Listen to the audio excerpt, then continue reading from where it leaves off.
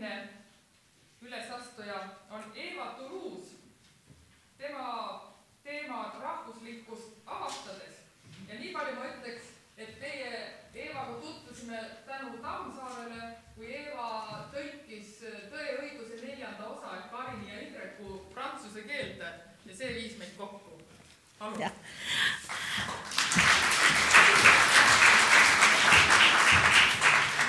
Aitäh, kallis Riina, aitäh, et sa mind kutsusid esinema siia. Sa pakkusid mulle teemat, mille kohta ma kohe ütlesin sulle jah, see teema puudutab mind, kuigi võrreldes kõikide teiste esinejatega ja arvatavasti kogu saaliga olen siin pigem nagu valge vares, sest jah, minu jaoks ei ole rahvuslus ega rahvuslikkust enesestmõistetavust. See mõiste on esimestel ettekannetel tulnud enesestmõistetav. Jah, ma tahan teile rääkida oma avastamisest tegelikult kahest isiklikust vaatepunktist. Esiteks ma olen inimene, kes on sündinud ja elanud pool oma elu kohtades, kus rahvuse mõistet pole olemas. Ja ma olen ka elanud pool oma elu teadmata üldse, mis asi see rahvus on. Ja seda ma arendan oma ülesastumise esimesel poolel. Teine isiklik seisukoht on see, et osa minu põhitegevusest on kirjutamine, teaduslike tekstide kirjutamine erinevates keeltes, mis suunab orgaaniliselt mõtlema sellele rahvuslikkusele olulisele koostisainele, mis on keel. Kindlasti te küsite, kuidas on võimalik, et inimene ei tea, mis rahvus on. Ja paraku, kui ma lähtun iseenda kogemusest, ma pean teile valmistama pettumuse. Rahvus paraku ei ole universaalne, loomulik, enesestmõistetav kategooria. See on kerkinud teatud aladel, kus seda oli vaja. See on inimeste poolt välja mõeldud, see on inimkonstrukt ja maailmas kohati on see arenenud, kohati aga mitte. Ja mina kasvasin üles sellistes ühiskondades, ma ütlen täpsemalt, et ema on itaallane, isa on portugaallane ja isa olen üles kasvanud Prantsusmaal, kus erinevatel põhjustel rahvuse mõiste ei ole arenenud ja kus inimesi lahterdatakse hoopis teistsuguste kriteeriumite järgi. Ja seal inimeste arvates on need kriteeriumid samamoodi universaalsed, loomulikud, enesestmõistetavad ja teistsugused jaotamise põhimõtted on kahtlased, imelikud. Nii et elades Eestis ja käies Prantsusmaal või elades nüüd rohkem Prantsusmaal, mul tuleb väga sageli seletada inimestele seda imelikku kiindumust, mis eestlastel on oma kodumaa suhtes. Sest jah, prantslased ei ole harjunud, et võõramaalased, kes tulevad Prantsusmaale elama, tahavad tagasi minna oma kodumaale.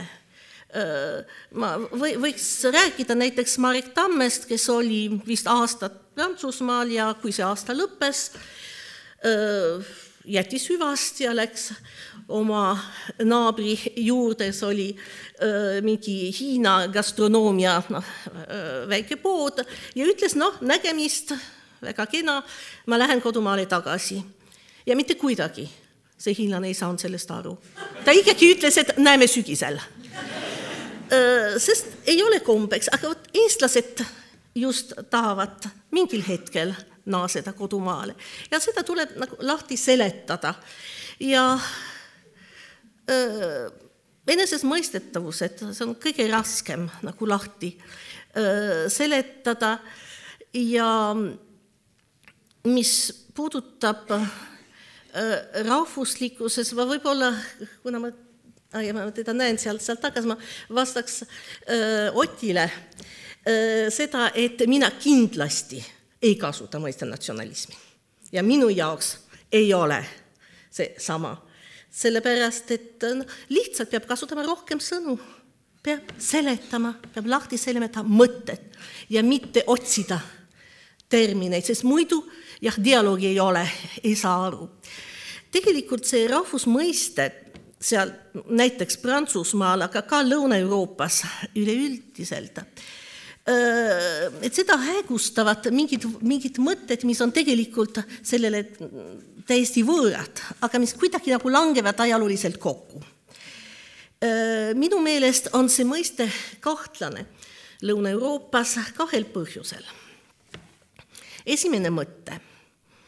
Rahvus on miski, mis nagu jälgida Herderi arusaama, saksa filosoofi Herderi mõtteid, kes 18. sajandi selle mõiste nagu moodustas, on miski, mis on kaasasündinud, mis on mingil määral ette määratud. Ja see mõtte ettemääratusest, millestki, mis on kaasasündinud, on väga võõras ühiskondades, mis on loodusest võõrandunud. Looduslikud kategooriad, nagu seda on veri näiteks, ei ole seotud inimese vaba voliga. Ja renessanssist välja kasvanud kultuurides on inimkesksed ja see mõte on iseenesest häiriv. Teine, ehk kaalukam mõte, võib-olla, mis juba eksplitsiitselt tuleb võib-olla inimestele pähe, on see, et kõik see, mis on seotud etnilisusega, rahvuslikkusega, on tugevalt seotud selle agressiivsuse komponendiga. No kunagi mujal olen esinenud, olen rääkinud suurrahvastest ja väikerahvastest. Nüüd suurrahvaste rahvuslikkus on paratamatult segunenud nende ajaloolise kogemusega. Ja see ajalooline kogemus seisnebki teiste üle domineerimises. Nii et kui domineerivad või domineerida soovivad või sellised rahvad mõtestavad ennast lahti rahvuslikkuse kaudu, kerkib esile ka see tung olla teistest üle, olla kõrgem. Ja üheks väljendusviisiks sellest on võõraste vihkamine. Ja 19. sajandil ja eriti 20. sajandi ajaloos on sellest tunnistusi. Ka sünkroonne vaatlus pakub prantslastele mõtteainet, sest needsamad inimesed, kes riigi areenil väidavad enda rahvuslikel väärtustel põhinevad, on needsamad, kes ülbitsevad ja sõimavad ministrit ahvitariks, sest endise koloniaalriigi valitsuse liikmel on Aafrika juuri. Need on needsamad. Ja selline on tausta, millest olen ise välja kasvanud. Ja mis tegelikult nendes kolmes kultuuris, mis on minu omad, on üsnagi sarnased. Kuigi Prantsusmaa, Itaalia, Portugal on küll erinevad riigid, nad ei ole kõik sama mõjukad, aga ükski neist ei ole tundnud, ei ole kogenud kadumist maailma riikide hulgast. Ei tunnegi sellest lähedast ohtu. Itaalias on üsna loomulik, et rahvuse mõistet pole kerkinud. Ajalooliselt on see hästi noor riik, mida ühendab ehk see ilus Dante lause Purgatoriumis, ilus maa, kus kostab si, il bel paese là dove il si suona. Portugal on ajalooliselt tundnud end ühelt poolt väiksena, sest oli pidevalt kaitsepositsioonis Hispaania, selle ahnema Hispaania külje all, aga ka suurrahvana oma viimasena lagunenud klassikalise koloniaalimpeeriumiga. Tähtis ühine joon siiski on nii Itaalias kui Portugalis on see, et on Napoleoni väed viibinud ja mitte ainult kui okupandid, vaid ka kui uute mõtete toojadena. Ja nad kandsid kaasas ideed, mis muutus Lääne-Euroopas ka valdavaks pärast seda, et mis on riigis olulisim, on kodanike kogukond ja sellest moodustub nation, mitte saksa natsioon, vaid just prantsuse ja inglise nation. Ja sellest kodanike kogukonnast ammutab ta oma legitiimsuse. Kodanikud on need, kes on ise valinud, otsustanud end siduda enda isiku vastutus ja tegevuse riigiga, milline ka poleks nende kultuuriline päritolu. Ja see arusaam kehtib vaieldamatult tänapäevani. Ometigi, olles kokku puutunud rahvuslikkusega, olen tuvastanud, mis rahvus on, ja kuigi ma olen teadlik, et see on üks võimalikest mõttelaadidest, mis on maailmas olemas, ma olen ka avastanud, et miski selles mulle väga istub. Et ma tunnen ennast selles väga mugavalt ja muidugi olen püüdnud aru saada, mis see on. Esiteks tuleb rõhutada seda, et minu kogemus on seotud eelkõige Eestiga, kus olen elanud 20 aastat ja isegi rohkem, ja Venemaa soome-ugri rahvastega, mille puhul eelmainitud segavad faktorid küll eriti rolli ei mängi, sest väikerahva rahvuslikkus on loomu poolest ennast alalhoidev ja mitte agressiivne. Pigem on minu rahumeelsed rahvused sattunud teiste ahnuse ohvriks ja nad on pidanud teritama ideoloogilisi vahendeid, mis aitaksid neil jääda iseendaks.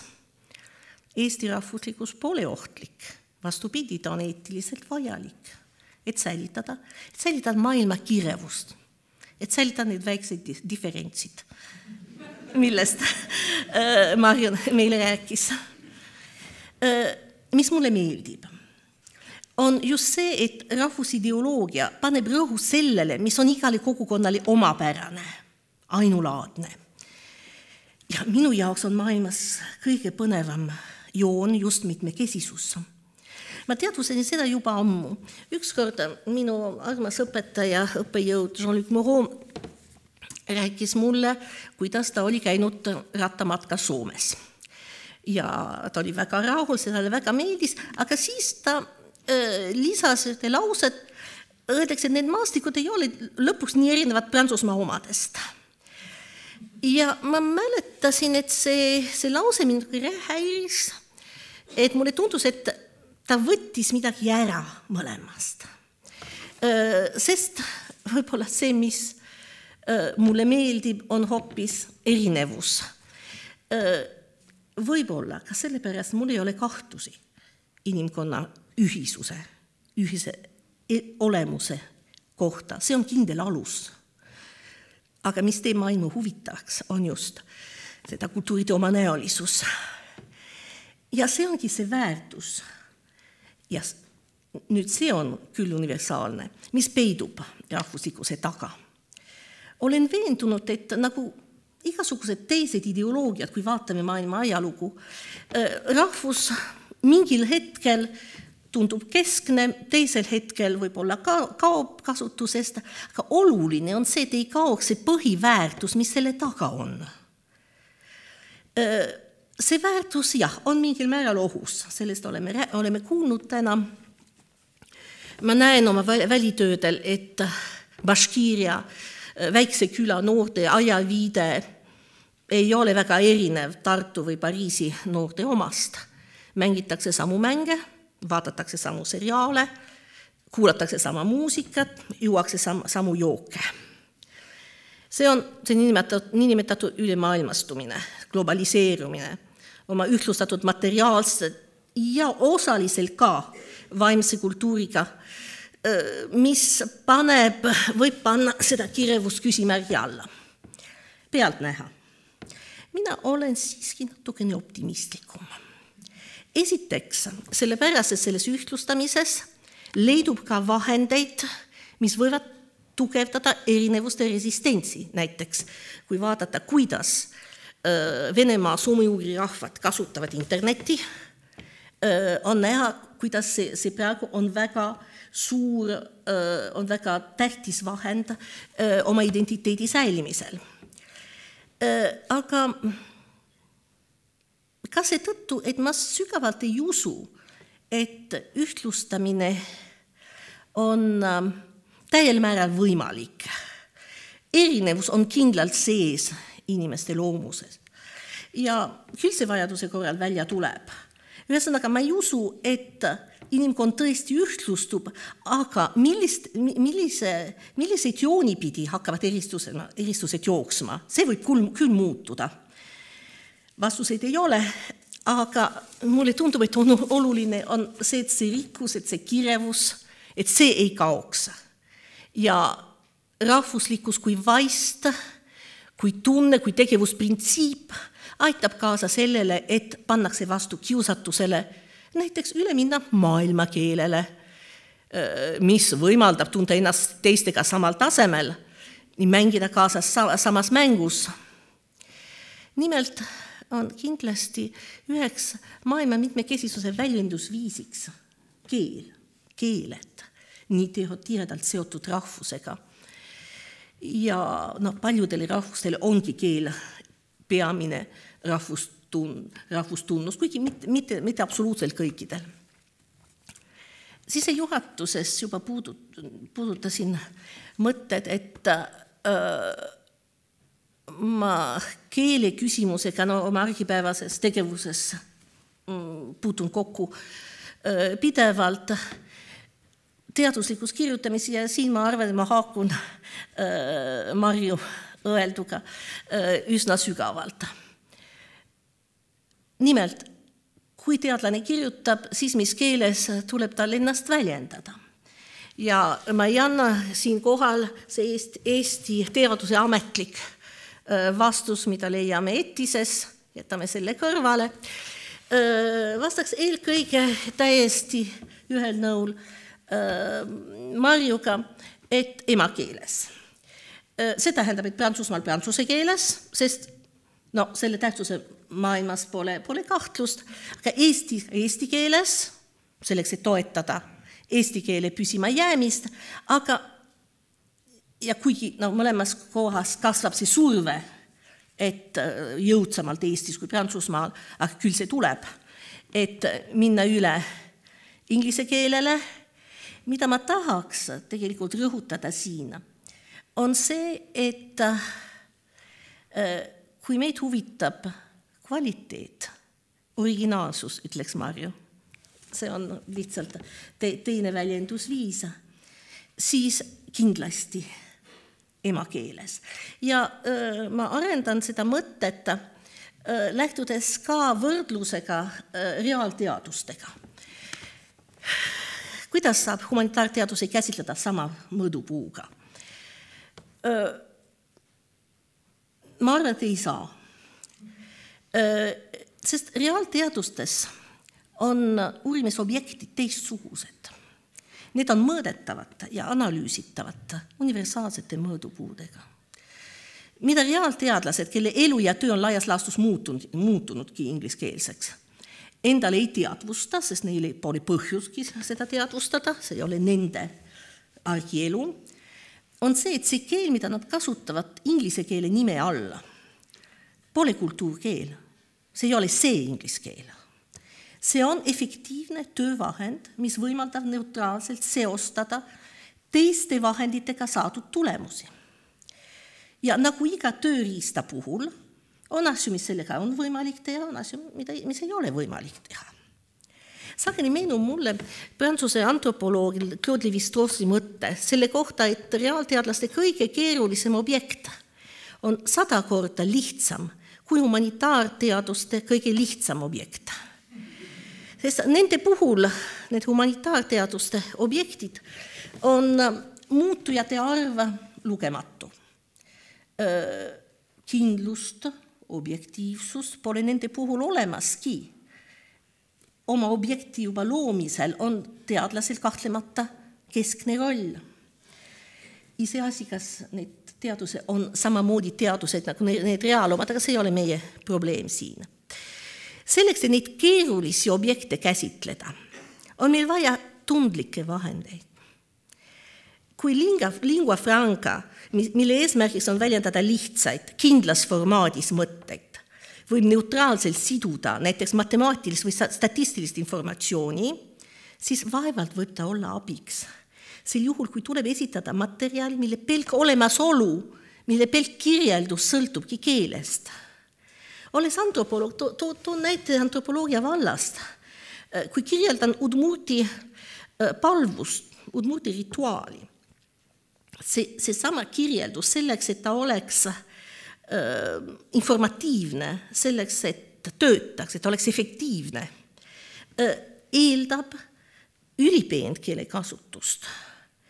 Sellest, kui täpselt, rikkalt ja värviga suudan edasi anda nähtud, sõltub, kas ma annan oma sõnumi edasi või ei anna, kas ma olen originaalne või ei ole teist keelt kasutades. Minu ülesanne on välja pakkuda hüpoteese, tõlgendusi, mille olemus väljendabki keel. Ja nad ei eksisteeri väljaspoolt seda keelt, mida ma kasutan. Humanitaarteadustel ma ei ole ainult vahendaja, kelle isiksust võib vabalt ignoreerida, vaid minu panus on otseselt seotud minu enda isiksusega, minu enda mõttega, minu enda viisiga siduda teadmisi kogetuga ja nende põhjal teha järeldusi. Viimane lehekülg.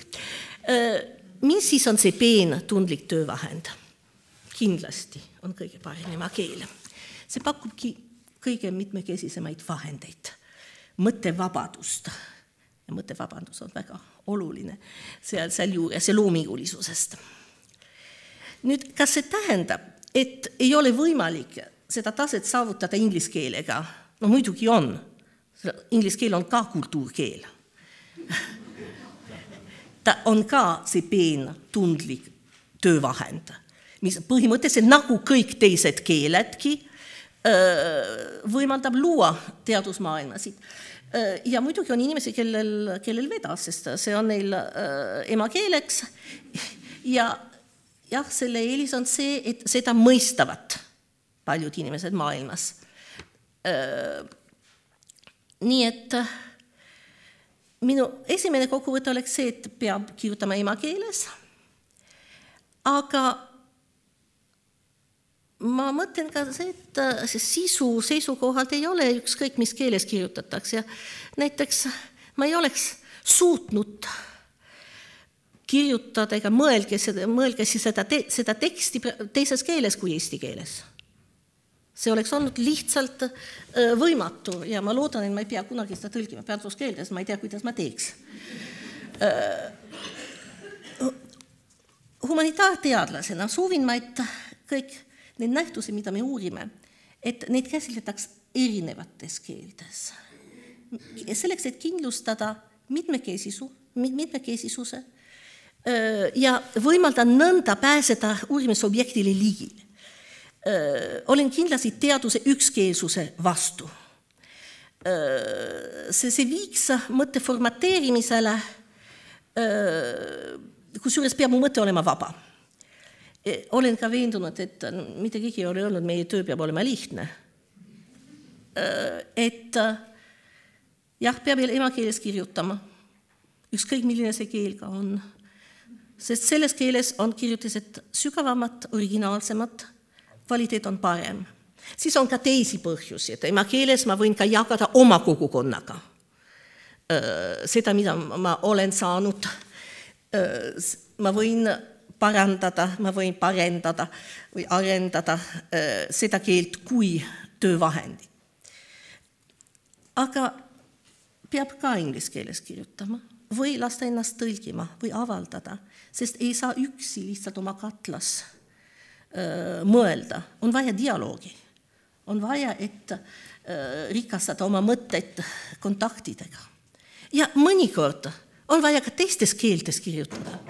Mina pean ka avaldama vene keeles, sest ma kirjutan rahvastes, mis elavad Venemaal. Ma ikka tahaks, et mu mõtted oleksid kontrollitud, et keegi, kes teab sellest, millest ma kirjutan, saaks mind lugeda. Ja nii edasi, nii et konkreetselt mina pean kirjutama prantsuse keeles, see on emakeel, ma pean kirjutama inglise keeles, sest ma tahan dialogeerida kolleegidega, ma pean kirjutama eesti keeles, kuna olen valinud, et Eesti on minu kodu, ma pean ka kirjutama vene keeles või lasta ennast tõlkida. Nii et see pole kerge, aga nii ta on. Siis ma lõpetan, võtan kokku praeguses ja ka tulevases maailma mitmekesisuses, milline ka ta ei oleks. On oluline säilitada need väärtused, need rikkused, mis teevad maailmast põneva koha. Ei tea, kas rahvuse mõiste püsib kaua, aga ärgu kadugu selle põhiväärtus, see rikkus, ainulaadsus, see ilu, mis selle varjus luuakse. See ongi kõik.